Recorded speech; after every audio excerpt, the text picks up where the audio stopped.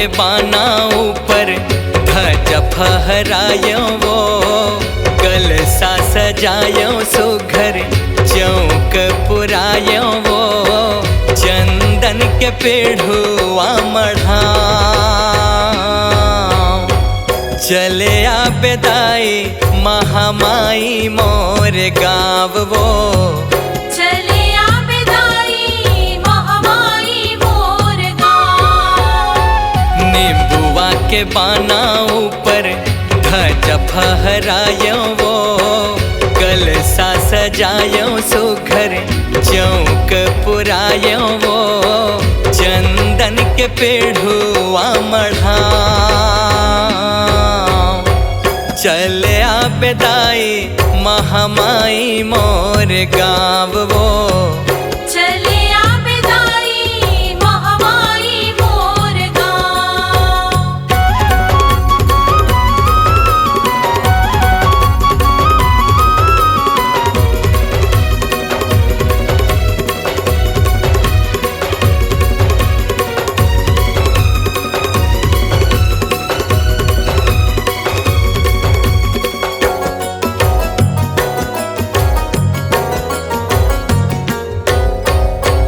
बेरही फिजोए हवा बोए हो जवारा वो, खपर खाले मारा क्यों तुलसी के चौरा वो। बेरही फिजोए हवा बोए हो जवारा वो, खपर खाले मारा क्यों तुलसी के चौरा वो।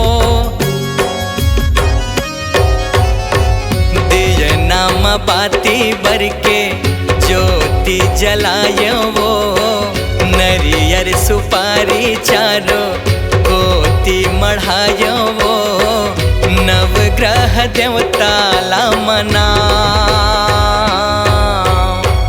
चले आ बेदाई महामाई मोर गाँव वो। चले आ बेदाई महामाई मोर गाँव।